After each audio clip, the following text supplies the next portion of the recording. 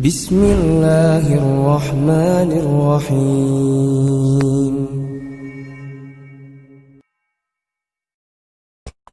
Syekhul Islam dalam Majmu' Fatawa, beliau pernah menyebutkan tentang keberadaan was-was seperti ini.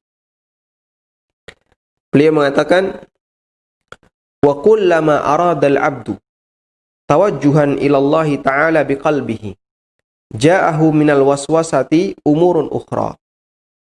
Ketika hamba ingin berusaha untuk menghadap Allah dengan hatinya, maka setan datang dengan was-was. Fa inna syaitana bimanzilati qati'it tariq. Karena setan itu seperti perampok. Sehingga ketika hamba mau melakukan perjalanan jauh menuju Allah Ta'ala, dicegat oleh setan, dirampok oleh setan. Kullama aradal abdu sayr ilallahi ta'ala. Ketika seorang hamba hendak melakukan perjalanan menuju Allah, arada qata'at tariqa alaihi. Maka dia pun berusaha untuk merampok hamba ini, agar dia kehabisan bekal sehingga tidak sampai kepada Allah Subhanahu wa ta'ala. Ini kias yang diberikan oleh Syekhul Islam. Kemudian beliau sampaikan bahwa keberadaan was-was seperti ini bukti adanya iman. Walihada, karena itulah qila li ba'dis salaf, ada sebagian ulama salaf yang pernah mendapatkan laporan dari orang lain, dan ada yang mengatakan ini adalah Ibnu Abbas. Datang orang kepada Ibnu Abbas, lalu orang itu menyampaikan, wahai Ibnu Abbas, sesungguhnya innal yahuda wan nasara yaquluna la nuwaswas, la nuwaswisu. Sesungguhnya Yahudi dan Nasrani, mereka itu mengatakan ketika kami beribadah, kita nggak ada perasaan was-was sama sekali.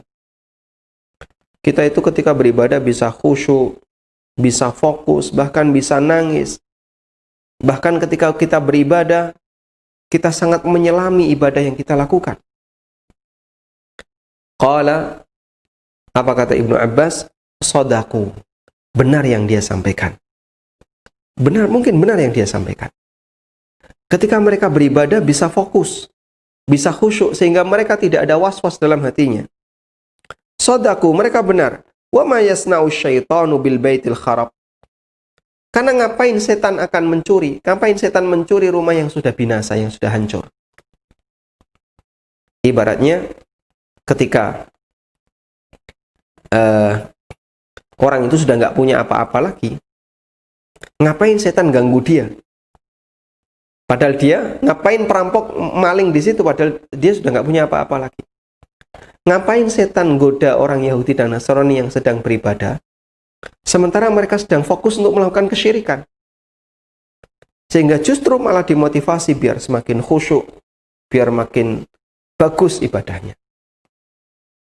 Karena itu tidak heran ketika ada orang yang sedang melakukan kegiatan bid'ah, tenggelam dalam amalan bid'ah yang sama sekali tidak pernah diajarkan oleh Nabi SAW.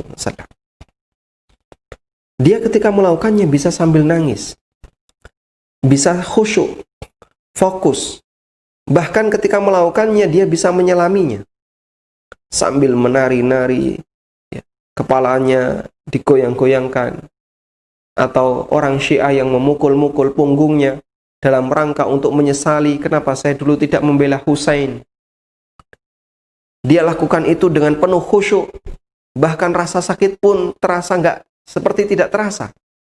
Anda bisa bayangkan ya, benda-benda tajam dipukulkan di punggung sampai keluar darah, dan kadang dipukulkan di kepala sampai keluar darah, dan mereka bisa melakukan itu dengan semangat.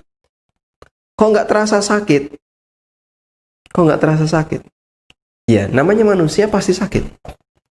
Cuman mereka fokus seperti itu, bisa jadi karena setan menggoda dia, setan membuat dia semakin khusyuk, semakin bisa menyelami perbuatannya karena dia sedang melakukan perbuatan kesesatan. Tayyib. Karena itulah keberadaan was-was seperti ini, kata Syekhul Islam, itu bagian dari upaya setan untuk merampok hati manusia. Sekarang kita